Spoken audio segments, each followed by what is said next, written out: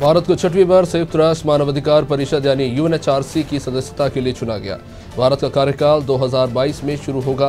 भारत का चुनाव गुप्त मतदान के जरिए हुआ और इसमें भारत ने भारी बहुमत हासिल की, जिसके बाद संयुक्त राष्ट्र ने भारतीय मिशन ने सम्मान, संवाद और सहयोग के जरिए मानवाधिकारों के प्रचार और संरक्षण के लिए काम करते रहने की बात कही। पाकिस्तान की बदनाम खुफिया एजेंसी आईएसआई के चीफ की अपॉइंटमेंट पर प्रधानमंत्री इमरान खान और army chief general Qamar Javed Bajwa में ठन गई है। मुल्क के मीडिया में अगर इन दिनों सबसे बड़ा कोई मुद्दा है तो वो आईएसआई चीफ की नियुक्ति को लेकर है। आर्मी चीफ बाजवा ने आईएसआई के वर्तमान प्रमुख जनरल फैज हमीद को हटाकर पेशावर कोर का कमांडर बनाया है। पाकिस्तान और अफगानिस्तान की तालिबान हुकूमत के रिश्तों में तनाव आ गया है। पाकिस्तान की सरकारी airlines company Pakistan international airlines ने अफगानिस्तान जाने वाली सभी उड़ानें बंद करने का फैसला कर लिया है। गुरुवार से इसकी शुरुआत हो गई।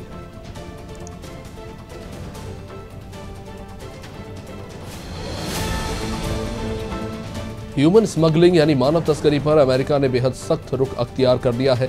स्टेट डिपार्टमेंट ने पाकिस्तानी नागरिक आबिद अली खान को मानव तस्करी का मुख्य आरोपी ठहराया और उसकी गिरफ्तारी और सूचना देने पर 2 इनाम घोषित किए हैं। दोनों इनामों की कुल रकम $2 मिलियन है।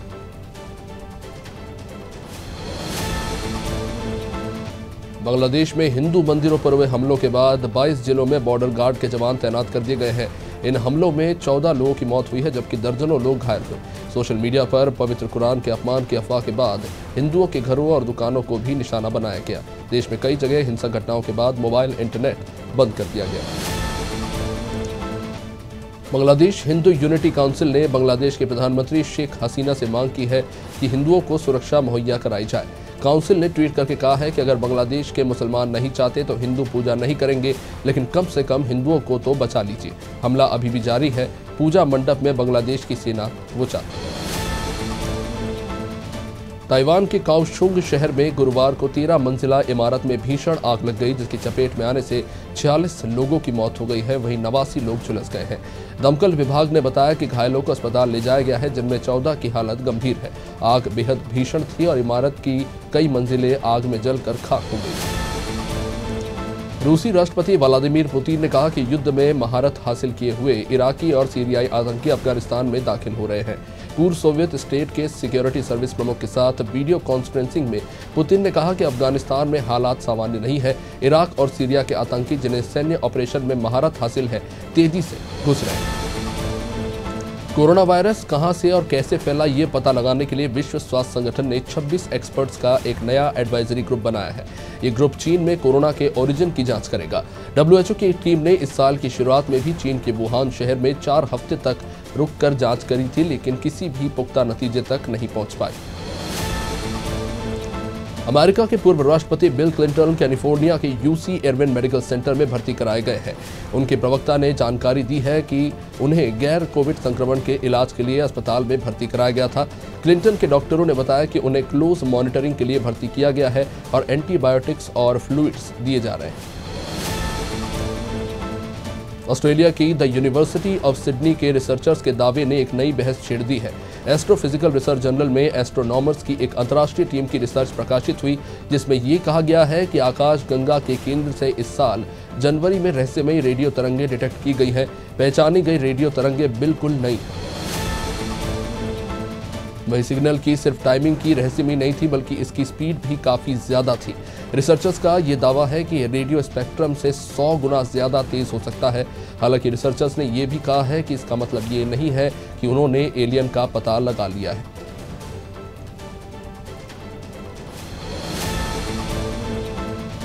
करीब 1.75 करोड़ की आबादी वाले नीदरलैंड में देश का सबसे बड़ा डांस म्यूजिक फेस्टिवल शुरू हो चुका है।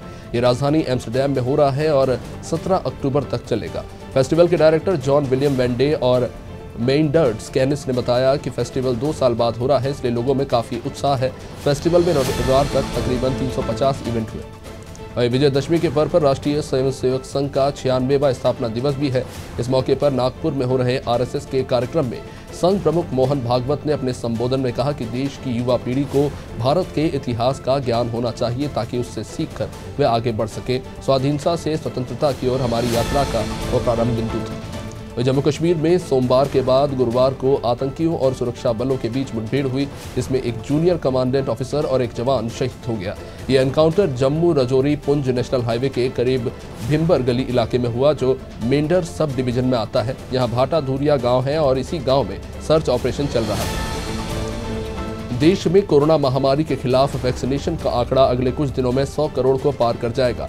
कोविन ऐप पर कल 100 करोड़ डोज पूरा होने को लेकर उल्टी गिनती देखने को मिली है।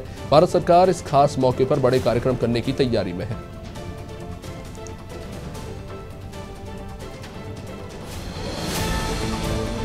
रक्षा मंत्री राजनाथ सिंह ने पूर्व प्रधानमंत्री इंदिरा गांधी की तारीफ की। उन्होंने कहा कि पाकिस्तान के साथ 1971 के युद्ध के दौरान इंदिरा ने न केवल कई साल तक देश की कमान संभाली, बल्कि युद्ध के समय नेतृत्व भी किया। पूर्व प्रधानमंत्री ने पाकिस्तान के खिलाफ जंग जीतकर एक नया देश बांग्लादेश बना दिया।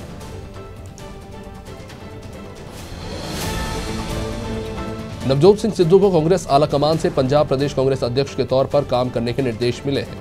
सिद्धू गुरुवार शाम नई दिल्ली में कांग्रेस मुख्यालय पहुंचे थे।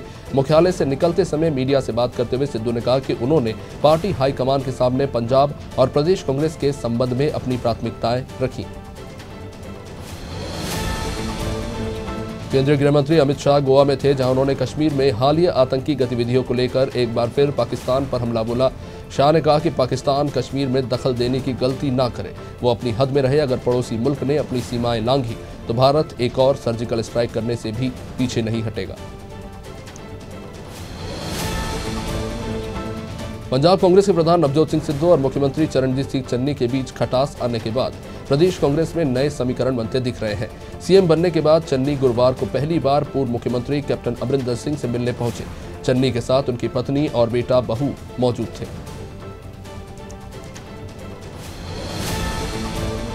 मॉरल पुलिसिंग पर बयान को लेकर हरियाणा के मुख्यमंत्री मनोहर लाल खट्टर के बाद अब कर्नाटक के सीएम बिसवराज बोम्मई भी विपक्ष के निशाने पर आ गए हैं।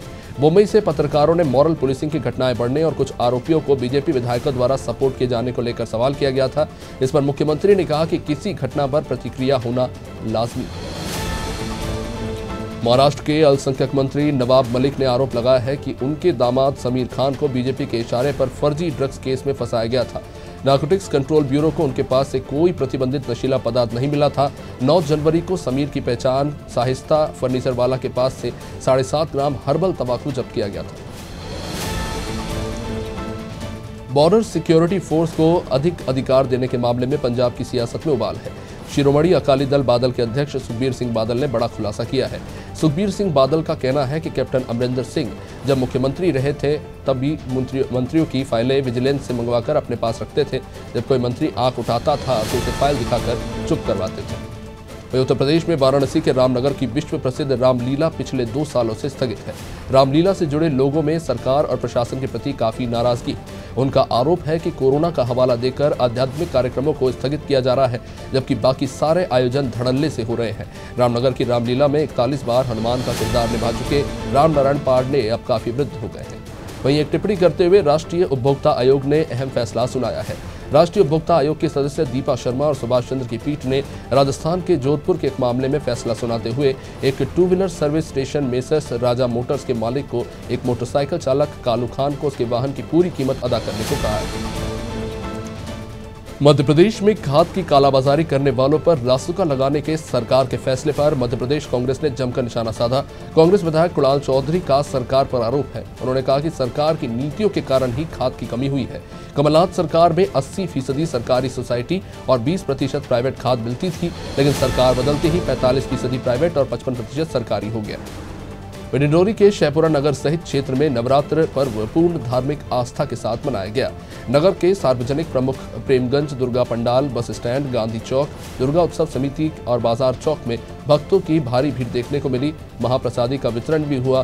प्रेमगंज समिति में कई वर्षों से आयोजन किए जा रहे हैं। गाड़ावाड़ा में दशहरा पर्व के दिन पान खाने की परंपरा है। यहाँ सभी लोग पान का लुत्फ उठाते हैं और कुछ पान के दुकानदार पीढ़ियों से यहाँ दुकान चला भी रहे हैं। फिल्म अभिनेता आशुतोष राणा गाड़ावाड़ा के ही रहने वाले हैं। जब भी अपने गृहनगर जाते हैं अपने दोस्तों के साथ पान जरूर खाते हैं। जावद में विजयदशमी पर्व पर राष्ट्रीय स्वयंसेवक संघ ने पूर्ण गणवेश के साथ नगर के प्रमुख चौराहों पर पथ संचलन निकाला, जिसमें पुलिस प्रशासन की जगह जगह मुस्तैदी रही। तमाम व्यवस्थाएं देखी गई। सभी जगह जनता ने स्वयंसेवकों का फूलों से स्वागत किया।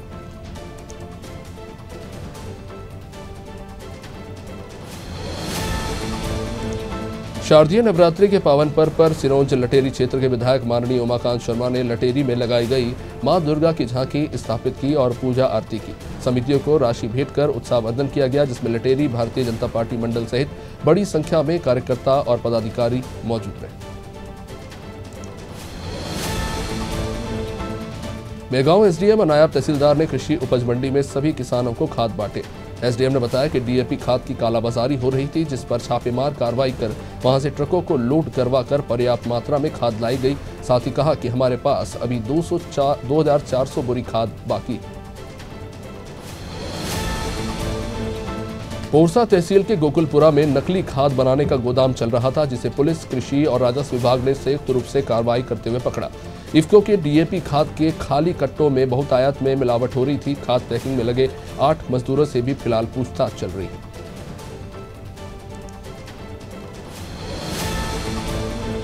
नसरुल्लागंज क्षेत्र के ग्राम लाड़कुई में बजरंग सेना राष्ट्रीय अध्यक्ष और राष्ट्रीय संयोजक का बजरंग सेना परिवार ने ढोल ताशों की ताहप पर पुष्प वर्षा कर अभिवादन किया। दुर्गा मंदिर प्रांगण में भी पहुंचे, जहां बजरंग सेना राष्ट्रीय अध्यक्ष और राष्ट्रीय संयोजक का बजरंग सेना परिवार के साथ ग्रामीणों ने पुष्पमाला पहनाकर स्वागत किया। नौगांव नगर की ऐतिहासिक रामलीला के 117वें वर्ष के चलते रामलीला के मंच पर अनेक रोमांचक लीलाओं का आयोजन हुआ, जिसे देखकर श्रोता भी भाव विभोर हो गए। हर साल रामलीला का आयोजन किया जाता है, जिसे देखने के लिए बड़ी संख्या में लोग पहुंचते हैं।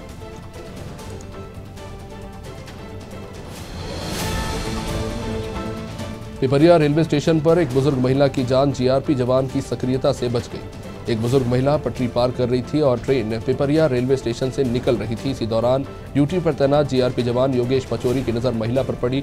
योगेश ने अपनी जान की परवाह किए बगैर महिला की जान बचाई।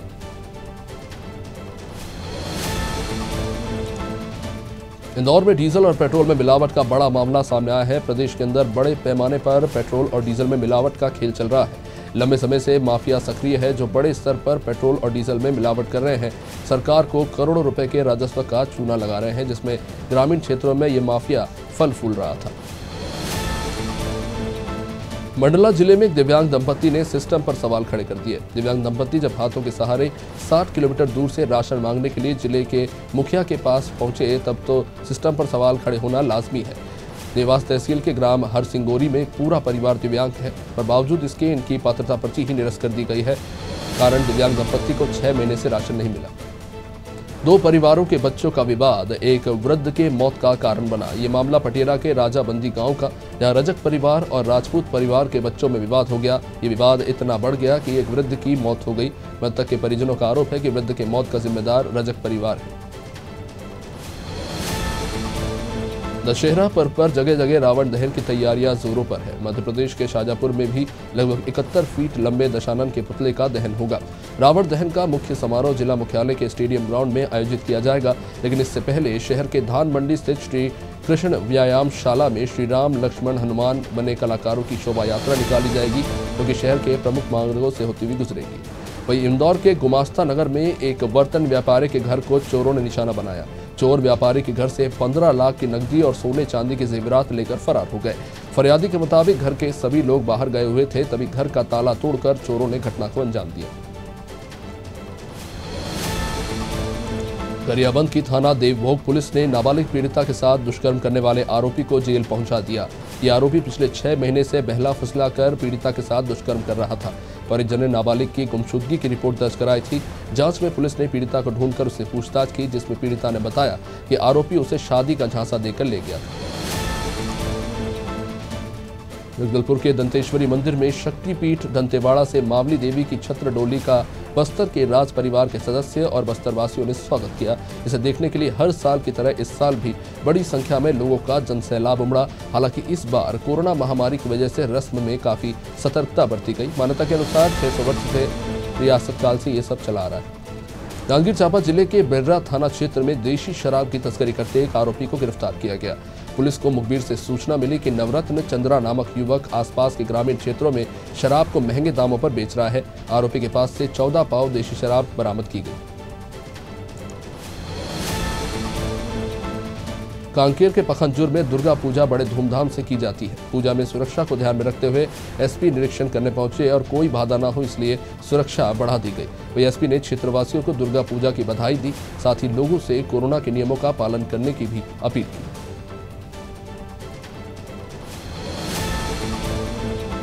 रायगढ़ में बीती रात एक युवक ने ट्रेन के सामने कूदकर आत्महत्या कर ली। बताया जा रहा है कि कोरोना के बाद से ही युवक आर्थिक तंगी से जूझ रहा था। इसी कारण से युवक ने ये कदम उठाया। मृतक घर में सबसे बड़ा था और परिवार की जिम्मेदारी उसी पर थी। इसी तंगहाली के चलते युवक ने आत्मघाती कदम उठाया और अपनी जीवन लीला समाप्त कर। रामपुर में आम आदमी पार्टी के नेता फैसल लाला और निर्मल सिंह बाजवा ने सेवानिवृत्त हुए सीईओ सुरेंद्र सिंह को आम आदमी पार्टी में शामिल कर उन्हें जिला उपाध्यक्ष बनाया। फैसल लाला ने अपने कैंप कार्यालय पर रिटायर सीईओ सुरेंद्र सिंह को पार्टी में शामिल किया और मीडिया वार्ता में कहा कि रिटायर सुरेंद्र सिंह को पार्टी का उपाध्यक्ष बनाया गया है तो पूरी ईमानदारी से पार्टी में काम करेंगे। ओरिया के गांव बल्लापुर में किसान चौपाल लगाई गई। कृषि राज्य मंत्री लाखन सिंह ने किसानों को आय दोगुनी करने के उपाय बताए। वहीं किसानों ने ग्राम विकास अधिकारी और लेखपाल पर समस्याएं नहीं सुनने और गांव में नहीं होने के आरोप लगाए। ग्रामीणों ने ग्राम सचिव पर आरोप लगाया कि फर्जी दस्तखत करके ऑनलाइन शिकायतों का निपटारा किया जाता है, उनकी समस्याओं का हल नहीं होता। उत्तर प्रदेश के किसानों ने योगी सरकार को आड़े हाथों लिया। झांसी के रोरा में किसानों ने अपनी मांगों को लेकर पंचायत का आयोजन किया। यह आयोजन किसान कांग्रेस के अध्यक्ष नारायण सिंह के नेतृत्व में हुआ। पंचायत में किसान प्रदेश सरकार पर जमकर गरजे और प्रमुख रूप से खरीफ की बर्बाद फसलों के मुआवजे की मांग की।